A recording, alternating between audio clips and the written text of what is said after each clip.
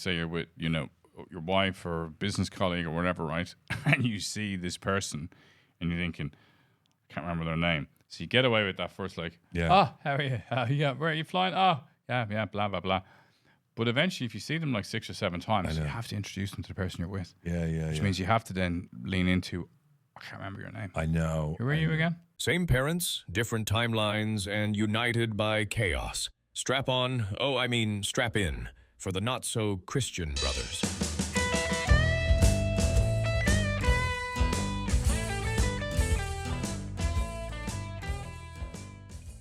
So, welcome to Not So Christian Brothers. Thank you for joining us. And by the way, before we even go anywhere, have you heard about our T-fal toaster giveaway, where we have been given access to incredible state-of-the-art T-fal toasters? T-fal toaster, Terry. T-fal toaster, Terry. Screen there, please. On the television. And worth over €100 each. This is our friends in Tefal jumped in to help us wade our way through the controversy of discussing where Protestants keep their Tefal. Oh no, not their Tefal. Where Protestants keep their toasters. What side do Protestants or Catholics butter their toast on? Ah, wow. Yeah. Well, both sides are toasted.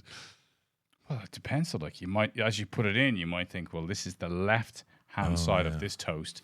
And as a Protestant or a Catholic, we know that there's right footer, left footer. Yeah. There's those kind of separating points around, which foot you kick with. So maybe Protestants and Catholics actually decide which side they're going to butter their toast on. I don't know. And back in the old days, before toasters, when we grew up, we didn't have toasters were fancy machines. Oh, God, I remember the first toaster. You only had toast done on one side. Yeah, on a grill. I remember the first toaster in the house. It was just like, it was like when we got central heating in colour television. The game changer.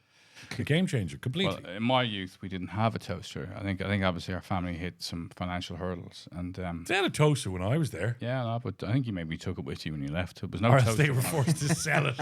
Maybe they sold their toaster to pay their bills. Yeah, to pay the bills. God, could you imagine? But anyway, you don't have to sell anything. We want you. So we've 3 of these toasters to give away. We're going to give them away the first Sunday in August, and all you've got to do is like, subscribe, tag somebody and share. Simple as that. And we'll go through all the people who've done that, and we'll announce a winner on the Sunday of the August, the first Sunday in August, which is quite a religious significance. Very religious, very significant. Yeah. It's the feast of the How's Your Father? So listen, thanks for coming here. Thanks for being here. Thank you. Yeah, not you. You've got no sorry. choice, but the people who've actually chosen to participate. And we're on the back of a World Cup final. Oh, God. Which, I enjoyed the game. I thought the game was really interesting, right? But it was probably not the best sales pitch to the Americans for soccer, right? Because football, as we call it. But because it was a 0-0 draw until the second half of extra time. But I thought, Spain were like the proverbial fire blanket. They just smothered Argentina, gave them no options, no ability to do anything. And as a consequence, it was a one-sided game. And then I think Argentina were extraordinarily impressive because they managed to track such an aggressively attacking side of Spain and stop them getting through. They're very dirty, though. I mean, they probably should have got about 7 or 8 yellow cards. I think Simeone, they just put him on to click at heels. They look tired. I was just thinking about that. The last game is they probably should have. I don't know how they could do it, but by the time you get to the final, especially if you've done extra time and penalties, you must be absolutely shattered. And if you're an older team like Argentina is an older team, it must be just like, oh my God, how do we just don't have the legs for this. So they did a lot of loose tackling, kicking legs, just wasn't very enjoyable to watch. It's a pity the final wasn't the game the night before, which was 6-4. Yeah, but also I think that's a sign of, when there's nothing really to play for. You let loose. And I think the England-France game was an incredible game. But also, I think that like Argentina being dirty, it's, effectively Argentina is probably like Australia is to England, right? Like they exported all of their criminals and Yeah. everything else to Australia. So maybe Argentina is just the rougher side of Spanish society. So Oh yeah. the nobility sent yeah. all of their Sent rougher all the elements lads, yeah. off down to Argentina. So they're a bit more aggressive. They're a bit more hard wearing, and as a consequence, look, I think it was an aggressive game. I think the Argentinians are a tough crowd, not liked at all by the English. No. But equally, I don't think they made an awful lot of Spanish friends last night either. I loved to see at the end when they were celebrating and jumping around with the cup, and Infantino and Trump came onto the stage at the start. Trump started giving medals to a group of people that he said will come back begging for help, the Spanish people. Infantino walks on, and off, and Trump is still there. And then about 10 seconds later, Infantino walks back on, grabs him, not grabs him, but sort of gets him by the elbows and has to steer him off while Trump is doing the little Trump dance. It's hysterical. Like, it's just unbelievable. And they had him and Infantino, when the cameras would go up to them, where they were up in the obviously corporate section, they were behind bulletproof glass. Really? Which, I mean, I'm sure, well, there's a reason, obviously. Stop the bullets, and a few have strayed his way. But I can't remember watching a World Cup final before, regardless, where I've seen bulletproof glass, It shows you how divisive the whole thing has become. My question is, would they have aimed for Trump or aimed for the president of FIFA? Because I probably would have aimed for the president of FIFA. Yeah, he's not a particularly nice guy, is he? No, he is not. No. Not somebody that's willing to change the rules of football just for an L bit of cashelino. The halftime was a disgrace. And just for the record, we're not advocating that either leader should be shot. No, absolutely No, not. God, no. God, no. Only, might shoot them with a water pistol. Oh, okay. Embarrass them a little bit. Okay. Okay. Well, You're just making a statement. As you're moving around there in your bare feet, and your behaviour in relation to left wing political parties and such like, you could be a plant. Like, you could actually be here as a terrorist. There's also a red dot moving around your chest. Terry the terrorist. Terry the tech terrorist from Tremor. Yeah. Who goes around with water pistols, The halftime- soaking people on their pants so it looks like they peed themselves. Well, as I said in the last as we episode, said apparently previously, Trump, Well, has him and that. My business partner who listened to this podcast did text me yesterday and go, really, I think you should be careful because we may not get into the US anymore. So, Okay. Oh, wow. Okay. sorry about that, Donnie. So you want to revoke that? Also, the halftime, which was put together by Chris Martin, the halftime was just comical without being comical. First, the Keystone Cops, Ronaldinho and Ronaldo, driving out that whatever it was, with Madonna just gyrating in the back, That was But they went hilarious. out of that, right? So that was obviously pre-recorded. Oh, yeah, So yeah, the that only was bit was she had to walk 10 foot. Yeah. With the two of them standing beside her. I know. Everything else was pre-recorded. But they just looked My thing Crazy. was, how did Ronaldo hold that smile for so long? He's Was so like- happy, wasn't he? They just looked like two Egypts, driving out. And then Justin Bieber, that man, oh my God, it was just appalling. There was no need for it. No, he brought it right down. Yeah. The highlight for me were the Muppets. I thought the Muppets And were some great. of them were behind bulletproof glass. I thought the Muppets were great. I thought Shakira, thrusting wow, her lips yeah. was, that certainly set a few pulses racing. She's like, She's about 60 and she is moves she like 60? She's not 60. she's not 60. 50. But them hips She's don't older lie. than me.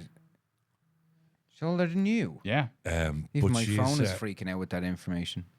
I'll Google her now. I think she's about 52. Yeah, that's older than me. Despite, the contrary that people who may be watching this feel, but I am 51. And there was, and that was it really. It was just a mess. And then they all had to sit inside. She's 49. Then all the poor lads had to sit inside for half an hour. Like, their entire life is geared towards that 15 minutes. No, it did not go halftime. down well. Like, every TV station that covered it, all the pundits were not on the side of it. What did Rooney say? That's crap. That's crap. Crap. I like the artist, but that's actually crap. You Yeah. I don't think they'll do that like again. Ringo Starr, but, at least Yeah. you're the city, right? Huh?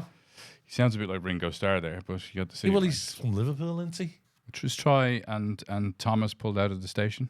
Thomas pulled out of the station and the fat controller said, you can't call me fat no more. It's woke. I'm just a rather large controller. Well, said Thomas, you can't say tank engines anymore either. It's Thomas and Friends. They had to change the name of the whole TV show. What's wrong with tank engine? That's because, you can't call me a tank. You're a fairing to me ass. So it's now Thomas and Friends. It's not Thomas the Tank Engine anymore. Wow. I know. And also, by calling him Thomas the Tank Engine, we are identifying him as a him. He may be a they engine. And so what about like Noddy and Biggers? They were always going Oh, to bed Jesus, together. they're well gone at this stage. They're gone. Oh, No more they're Noddy gone. and Biggers. My son grew up watching Noddy and Biggers. I mean, it was always a little bit kind of dodge because they were constantly getting into bed together. And then they used to have an episode where they were bouncing big balls together. Yeah. Yes, they do. And you would look at Noddy and look at Big Ears and go, we understand why your ears are so big, don't we? Yeah, well, you got to hold on to something. I saw this comedian during the week, which is very funny, and he went through Looney Tunes, right? And he was going, like, how bad is this? You know, Looney Tunes, you've got the guy who's constantly trying to shoot rabbits. The only way the rabbit can convince, what's his name, the chap that's trying to kill him, who has Wildy a really Coyote? bad, who has a bad speech impediment. No, you know the guy with the gun. Oh, He's yes. a midget with a bad speech impediment. Yes. And the only way Bugs Bunny can get past him is when Bugs Bunny dresses up as a woman and wears makeup and lipstick. Yeah. Then you've got Wile E. Coyote just going crazy. And it's just throwing things left, right, and center. It's like, and then you've got the cat always trying to eat the bird. And then you got Tom and Jerry. Like, You know they just kill each other. Like, it wasn't a good example for the kids, you know? No wonder they're all trying to run each other over. Because you know what, the world is hard. It's a strange and bitter place, and you know what, you may get a large weight dropped on your head. You may get TNT delivered to you in the post. Yeah. These things are all plausible. Yeah. And you may actually come across a rabbit with lipstick. Yeah. Just bring back. Have you ever seen Ben Jessica and the Flower Rabbit? Pot Man. Jessica Rabbit, yeah. She Jessica was Rabbit. hot. Bring who back to Terry? Ben and the Flower Pot Man. Bill and Ben and the Flower Pot. Oh, the lads from the Magic Roundabout. They were off their bonkers. That was a great there show. was a lot of drugs That was a back good in show. the 70s. Yeah, there's a reason why we ended up as addicts. As And we what was grew up the through it. what was the Captain Pugwash? Captain Pugwash? There was one of the blokes in there was Lieutenant Seaman. no. He was, yeah. Yeah. Wow. Okay. Like, it was just these guys were just writing this stuff, and we never really copped on, did we? Yeah. They were just having a laugh. But I remember, like, Rainbow, when you had, like, Zippy. Like, this guy who had a zipped mouth up. I mean, he was just basically a gimp suit live on a TV show. Zippy. Yeah. A lot of drugs taken in early children's TV, and I think that was good. Or do you remember Pob? Who's Pob? P-O-B, and he used to get his jumper cut, and you have to follow his tread. No, that was when you were stoned, Terry. That was during That your was you, rotating Terry. years. Do you not remember That was Pob? in your And he had head. the big ears, the circular ears, and he had the yellow and red striped jumper. And he used to go, no? Was that an actual cartoon? You're Yeah, younger than Pob. us, though, Terry. Wow. I am, yeah. Do you remember Mr. Ben? Or Mr. Ben. Yeah. Mr. Ben. He used to go into the changing room and always, go into a magical Like, world. the guy was a cross-dresser. Transvestite. Yeah, Cross-dresser. complete cross-dresser. And we never thought anything about it. Yeah. He went in as Mr. Ben, and he came out as, Deirdre Ben. Well, let's be fair, though. I spent 15 years in the UK.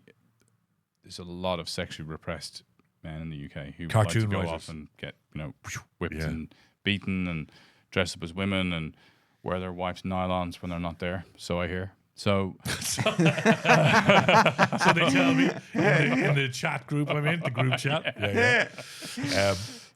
There was another thing, actually. I think this is good, and you could really help people with this, Justin, because you're a seasoned traveller now, an international seasoned traveller, and you're back travelling seasonally again. now there are people who call me a traveller because I never really stay in one place. Right. And then attach, the fact that maybe there's some gypsy Romanian blood in me. Yeah. but, Why can't you never stay in one place? I like to keep moving. I like to keep changing. Are it you up. on the run? I'm on the run, basically. Yeah. No, yeah. I like to keep changing it up. I like a bit of change is as good as a rest, as our father always said to me when I was a child. Probably too much, so it's embedded in my head. Wow, Yeah.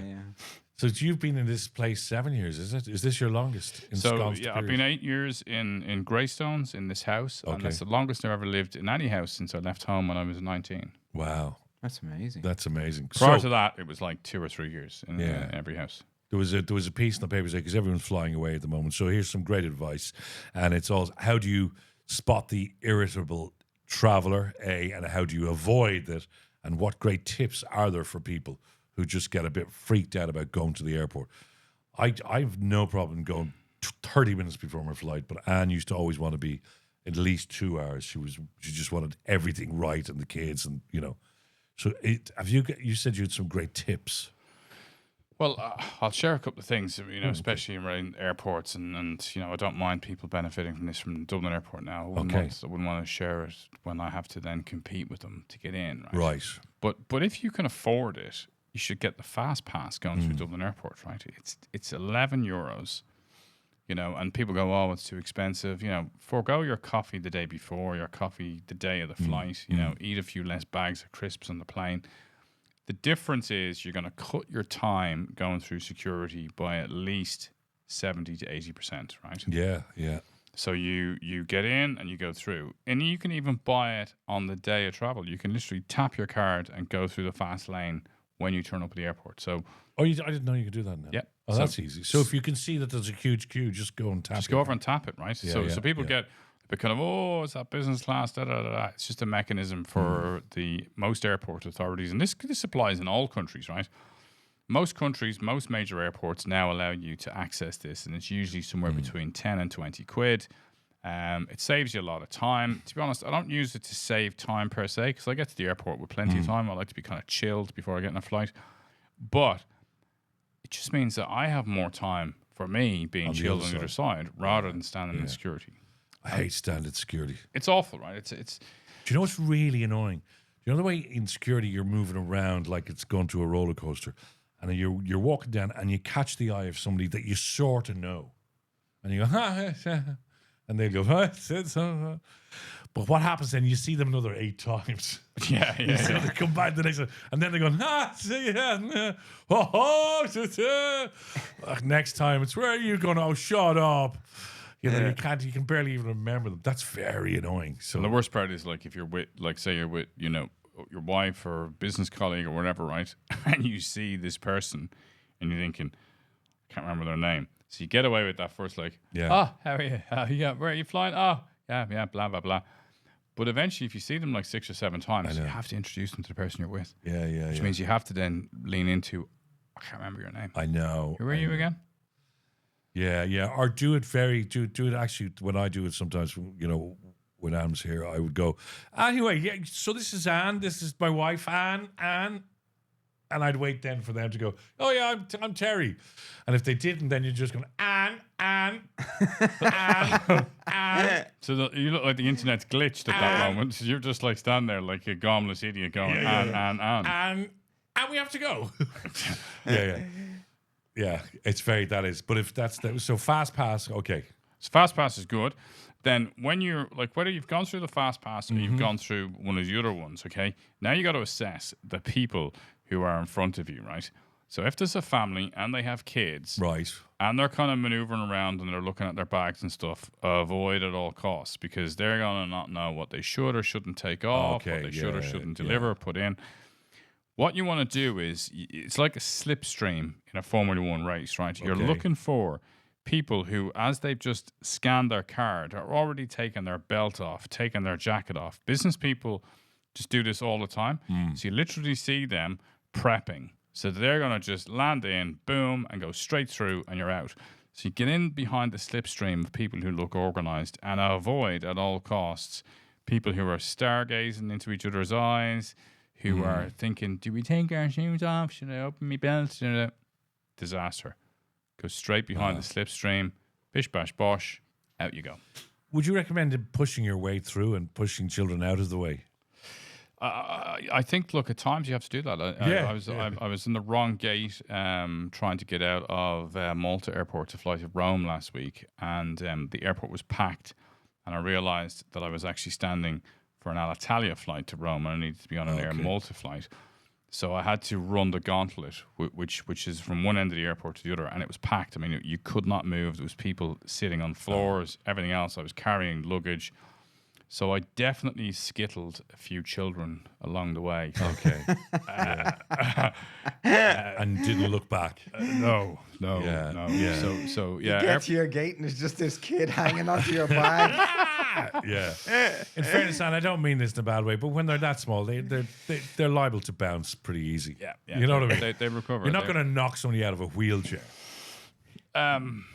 Well, no, I hope not. Right. Okay. But yeah, I think look, it's a challenge to get through airports. Yeah. It becomes competitive, and prep is key, and then how you pack. Right. The other thing that I would say, to be really conscious of is, so if your bag goes through and then security beep you, right, and you have to open your bag. Oh, yeah. Always pack your bag knowing that it's going to get opened, right? I don't mean out of an embarrassment factor, but think about how well organized your luggage is, because again, you're going to have to repack that bag after the security have rummaged their way through it. So a good kind of preparation in terms of good packing. I am meticulous in terms of how I pack, how I use vacuum packs to. Do you close use the things vacuum down. packs? Yeah. But will the lad not open up that vacuum pack? Oh yeah, he will. But I get more into my bag, and then I have my vacuum packs sections, clearly set out, so I can just repack them. I have a little vacuum pump in my bag. With you? Yeah. That's why you were stopped. Yeah, get that vacuum pump out there. Yeah. What is that? What do you use that for? Bend over. Oh, hey. And when you're going through, do you head straight over? Because in Dublin Airport, over to the left is those new scanner machines where you don't have to take out take your shoes off and stuff like that. And do you head straight over to that left hand side because it's near the express lane that you come through anyway? Isn't So it? now in Dublin Airport, they're the only machines you can go through now, right? Oh right, okay. So okay, now both in very good. T1 and T2, that's all you need. So you don't have to take out your liquids anymore. So listen to not? this carefully. No, see, here we go. People don't know this. Okay. You don't have to take out your liquids. You don't have to take out your electronics. All you have to do is take off your belt, empty your pockets, put your bag on the machine, and you're done. So if you've got something that's over 100 mils, it's okay. Genuinely, they don't really pick up on it. I mean, technically, you're supposed to still stay within that. But like, if you have something that's 150 or 200, they're not really that bothered anymore. I wouldn't actively encourage you to do it because you will find that you can get that stuff thrown out. Yeah. But generally speaking, you're not taking out. You're not restricted. You don't have to. You don't have to take anything out. Okay. I didn't realize that. Anything else before we go? Before we all head off to the airport? Anything else that I think is relevant? I think then, when you get through the other side, I tell you, great tip in Dublin Airport. Right? Oh, okay. If you go to T1, and if you can afford it, buy yourself a lounge pass for the T1 lounge in Dublin Airport. I think it's about 40 quid. Is it? It is phenomenal value, right? You will drink your weight in champagne and eat very nice food. So definitely allow yourself enough time to get the value of your. All covered by that €40 that you. Yeah. Everything you want. Yeah. It's very good. It's very good value. It's one of the best lounges. I live in airports at the moment. It's one of the best lounges in Europe. Is it? Wow. Oh, they've redone it, haven't they? They've redone it. The T2 lounge is a bit crap. Yeah. But T1 is fantastic. But that's the international. That's Ryan. No, it's Aer Lingus are predominantly T2. Ryanair and all the other airlines are predominantly T1. But you can still go into the T1 lounge and still make it across to T2 if you have to. Yeah. You can. You okay, can do very that. good. The other thing, my tip is when you go into duty free, just keep spraying yourself with all of the bottles that are sample bottles, and start from your neck and go through your armpits to your knees and everything. And if you're away for a week, you may not have to shower again because you'll just smell from Jean-Paul Gaultier all the way down to Boss Escape. Nice. Yeah. Nice. Great Actually, tip. Calvin Klein Escape. Sorry Great about tip. that. I like that. Yeah. When you go through the duty free as well, stay right. So literally the minute you can, just start turning right down the aisles, and you'll get out really quickly. yeah. Because it's I hate the designed duty-free. to make you go through and have to be exposed to all the people who want to spray things at you. Which I'm there. Yeah. Over on the left. Busy being sprayed. Yeah. So, Yeah. toasters. Can we finish on toasters? A reminder, get into our competition. You have to like, subscribe, follow, and share. We want to see tag. Well, that's what I mean. We want to see you tag somebody. We want to see you say to your friend, your parent, your loved one, your brother, even if you have one like this, just tag them and say, get on this podcast. We want you to support it. We're doing that. T-fal, thank you very much. If you want to just throw it up there on the green screen again, T-fal have given these amazing top-of-the-range toasters. Like, these things are just, these are the supersonic of toasters. Some people have said they are possibly the best toaster that's ever been made. Some people have said that. Couldn't possibly comment, but we've heard that from some people. And thanks to our friends in T-fal for giving those, and we'll be giving them away the first Sunday in August. That was Not So Christian Brothers. You know what to do.